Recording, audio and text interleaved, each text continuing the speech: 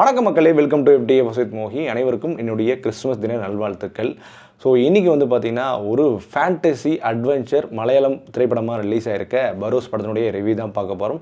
Actually இந்த படம் வந்து பார்த்திங்கன்னா தமிழ்லையும் டப் செய்யப்பட்டிருக்கு, மிக முக்கியமாக 3Dலையும் கன்வெர்ட் செய்யப்பட்டிருக்கு. இந்த படத்தை இயக்கி நடிச்சிருக்காரு மோகன்லால் அவர்கள். இந்த படம் வந்து மோகன்லால் அவருடைய ஃபஸ்ட்டு டைரக்ஷனல் டெபியூட் படம்.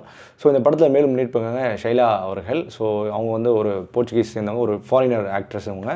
ஸோ இந்த படம் வந்து பார்த்திங்கன்னா மெயின்லி டார்கெட்டட் பீப்புள் யார் கேட்டிங்கன்னா குழந்தைகள் தான். ஸோ குழந்தைகளை மையப்படுத்தி குழந்தைகளுக்கான படமாக அந்த படம் வந்திருக்கு. ஸோ அந்த வகையில் உண்மையாகவே குழந்தைகள் படமாக வந்திருக்கா, ஒரு ஃபேமிலி ஆடியன்ஸ் போய் பார்க்கக்கூடிய அளவுக்கான ஒரு அட்வென்ச்சரான படமாக வந்திருக்கா அப்படின்றத நம்ம இந்த டீட்டெயிலான ரிவ்யூவில் பார்க்க போகிறோம். ரிவ்யூக்கு போகிறதுக்கு முன்னாடி இந்த ரிவ்யூ ஆனது உங்களுக்கு பிடிச்சிருந்தா மறக்காமல் லைக் பண்ணுங்கள், கமெண்ட் பண்ணுங்கள், ஷேர் பண்ணுங்கள், சேனலை சப்ஸ்கிரைப் பண்ண மறந்துடாதீங்க. வாங்க நம்ம ரிவ்யூக்கு போகலாம். பரோஸ் இந்த படத்தினுடைய கை சுருக்கம் என்ன அப்படின்னு கேட்டிங்கன்னா, நம்ம மோகன்லால் ஒரு பேய்.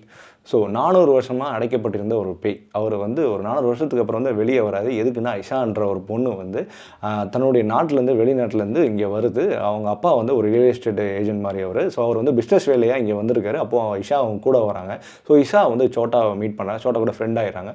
அப்போது வந்து இஷாவுக்கு ஒரு தென்படுது, என்னன்னா இங்கே நம்மளை ஏதோ ஒன்று ஃபாலோ பண்ணுது அப்படின்ற பட்சத்தில், ஏதோ பேய் நம்மளை ஃபாலோ பண்ணுது அப்படின்ற பட்சத்தில் பரோஸ் கூட மீட் பண்ணுறாங்க. ஸோ பரோஸ் கூட மீட் பண்ணி பரோஸ் வந்து ஒரு ட்ரெஷர் வந்து சேவியர் அவர். ஸோ ட்ரெஷர்ஸ்லாம் வந்து சேவ் பண்ணியிருக்காரு அவர். ஏதாவது பார்த்தீங்கன்னா 400 வருஷத்துக்கு பின்னாடி போனால், அதாவது 1645 போனோன்னா பரோஸ் வந்து ஒரு வேலைக்காரனாக அமைஞ்சிருக்காரு. இசபெல்லாவுக்கு வந்து தூங்க வைக்கிறது அவர் பார்த்துக்கக்கூடிய ஒரு வேலைக்காரனை வந்து.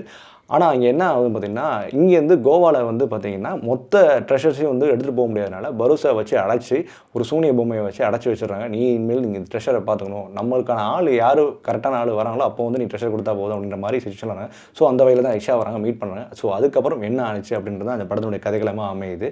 ஸோ இந்த படத்தினுடைய பாசிட்டிவ் அண்ட் நெகட்டிவ் பற்றி பேசுவோம். Positive especially cinematography. நம்ம சந்தோஷ் அவர்கள், சந்தோஷ் அவரை பற்றி சொல்லணும் அவசியம் இல்லை அவரை பற்றி. ஆனால் அவ்வளோ டாப் நாச்சான, அவ்வளோ குவாலிட்டியான இந்த படத்தை எலிவேட் பண்ணியிருக்கிறது அவர் தான் ஃபஸ்ட் ரீசன் அப்படின்னு சொல்லலாம். சினிமாட்டோகிராஃபி வந்து என்னால் எக்ஸ்பிளைன் பண்ணவே முடியல. நம்ம அவ்வளோ ஒரு 4K 8K தாண்டி ஒரு விஷயம் கொடுக்குறோன்னா அது இவருடைய விஷுவல் தான் சொல்ல முடியும். அவ்வளோ குவாலிட்டியாக ஒரு படத்தை கொடுத்துருக்காரு. அவ்வளோ லைட்டிங் நல்லா ஒர்க் அவுட் பண்ணியிருக்காரு. எஸ்பெஷலி இந்த ட்ரெஷர் அண்ட் அந்த ஏரியாவாக இருக்கட்டும், அதேமாதிரி இந்த போர்ச்சுகல் பீப்புள்ஸ் காட்டுற அந்த இடங்கள்லாம் இருக்கட்டும், ஒரு ஹாலிவுட் தரத்தில் அவருடைய விஷுவல் அமைஞ்சிருக்கு அப்படின்னு தான் சொல்லி ஆகணும். அதுமாதிரி லிடியன் நாதஸ்வரமனுடைய இசை இந்த படத்தில் வந்து பாடல்கள் வந்து ஓகே ரகமாக அது இன்னும் கூட நல்லா பண்ணியிருக்கலாம். பட் எல்லாமே ஒரு மெலோ ட்ராமா சாங் மாதிரியே போயிட்டுருக்குது. அதேமாதிரி விஎஃப்எக்ஸ் இந்த படத்தில் வந்து ஒரு சில இடங்களில் நல்லாவே ஒர்க் அவுட் ஆகிருக்கு. பட் நிறைய இடங்களில் ஒர்க் அவுட் ஆகலை. எஸ்பெஷலி இந்த உடு அப்படின்ற ஒரு பொம்மை கேரக்டர் இருக்கு இல்லையா, அந்த இடத்துல எனக்கு ஒர்க் அவுட் ஆகாமல் தெரியுது. அது வந்து கிளீஷேவாக வந்து அந்த கேரக்டர் வந்து அது ஸ்கெட்ச் பண்ண ஸ்கெட்ச் பண்ண இதெல்லாம் ஓகே. ஆனால் அந்த ட்ராயிங்கே வச்சு இவங்க வந்து படமாக்கிட்டாங்களோ அப்படின்ற ஒரு டவுட் இருக்குது. அந்த உடுவுக்கு வந்து இன்னும் கூட நல்ல விஎஃப்எக்ஸ் குவாலிட்டி கொடுத்துருக்கலாமோ அப்படின்னு தோணுது. ஏன்னா ப்ரொடக்ஷன் வந்து பார்த்திங்கன்னா நல்ல மற்ற சைடில் எப்படி எஸ்பெஷலி ஃபீல்டு சைடில் வந்து நல்லாவே ஒர்க் அவுட் பண்ணியிருக்காங்க. இந்த போர்ச்சுகீசிய மன்னர்கள் அவங்களுடைய ஆட்சி, அவங்களோட ஊடை நடை, ஊடை காஸ்டியூம்ஸ் எல்லாமே ரொம்ப பர்ஃபெக்டாக அதை அரங்கேறியிருந்தாங்க. அதேமாதிரி கோவா சைட்லையும் இப்போ கரண்ட்டில் இருக்க 2020 கரண்ட் இருக்கிற அந்த சீக்வன்ஸும் சரி ரொம்ப நல்லாவே பர்ஃபெக்டாக பண்ணியிருந்தாங்க. பட் என்னென்னா ப்ரொடக்ஷன் இந்த அளவுக்கு கான்சன்ட்ரேட் பண்ணதை அது விஎஃப்எக்ஸில் இன்னும் கூட கான்சன்ட்ரேட் பண்ணியிருந்தாங்கன்னா இன்னும் குவாலிட்டியாக வந்துருக்கும் அப்படின்னு நிறைய இடங்களில் விஎஃப்எக்ஸ் இந்த படத்துக்கு தேவைப்பட்டிருக்கு. ஏன்னா மாயாஜாலம், மந்திரங்கள் அப்படிலாம் காட்டுற சில விஷயங்கள்லாம் இருக்குது. எஸ்பெஷலி அந்த காட்டுற சீக்வன்ஸை எல்லாமே அந்த விஎஃப்எக்ஸ் கொஞ்சம் அடிப்படுது அப்படின்னு தோணுது. ஒரு சில இடங்களில் மட்டும் தான் அந்த ஒர்க் அவுட் ஆகிருக்கு. மேபி விஎஃப்எக்ஸ் நல்ல ஒர்க் அவுட் ஆகிருந்தால் இந்த படம் இன்னும் கூட ஒரு உண்மையாகவே ஒரு டிஸ்னி படம், ஒரு ட்ரீம் ஒர்க்ஸ் படம் பார்க்குற மாதிரியான ஃபீல் கொடுத்துருக்கும் அப்படின்ற மாதிரி தோண வைக்குது.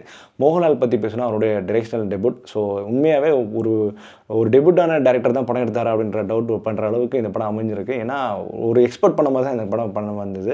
நல்ல குவாலிட்டியாக கொடுத்துருக்கு. ஸ்க்ரீன் பிளே நகரப்பட்ட விதமும் சரி. இந்த படத்தில் வந்து ஒரு ஃபஸ்ட் ஹாஃப்லாம் ரொம்ப கிரிப்பிங்காகவே போயிட்டுருக்கு. பட் செகண்ட் ஹாஃப் ஒரு சில இடங்களில் லேக்காக இருந்தாலும் அதுக்கப்புறம் சுவாரஸ்யமாக சில சீக்வன்ஸ் வருது. அதான் நான் ஆல்ரெடி சொன்ன மாதிரி தாங்க, இந்த விஎஃப்எக்ஸ் மட்டும் அங்கே அடிப்படுறதுனால படத்தை கொஞ்சம் கண்டினியூவாக ஒரு சில விஷயங்களை அப்படியே கான்சன்ட்ரேட் பண்ணி மெருகேற்ற முடியல. அது நான் உண்மையான ஒரு விஷயம் அப்படின்னு சொல்லிக்கலாம்.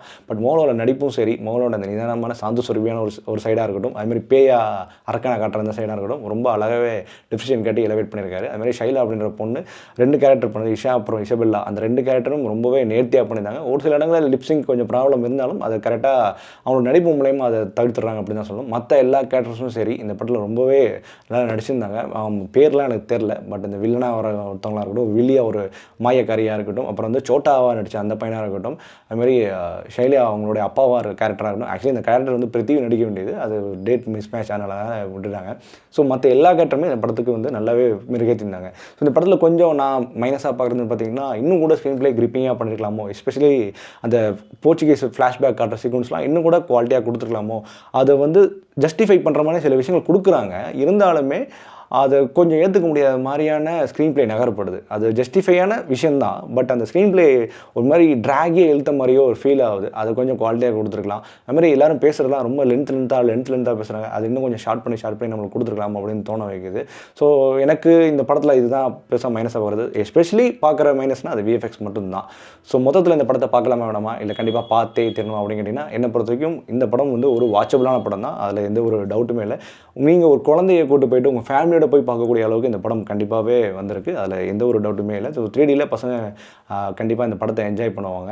ஸோ இந்த படத்துக்கு நம்ம கொடுக்கக்கூடிய ரேட்டிங் என்ன அப்படின்னு கேட்டிங்கன்னா 5க்கு 3.2. ஓகே மக்களே, இந்த ரிவ்யூ பிடிச்ச நான் நம்புறேன். இந்த ரிவ்யூ பிடிச்சா மறக்காமல் லைக் பண்ணுங்கள், கமெண்ட் பண்ணுங்கள், ஷேர் பண்ணுங்கள், சேனலை சப்ஸ்கிரைப் பண்ண மாதிரி. And stay with me FDFS with மோகி.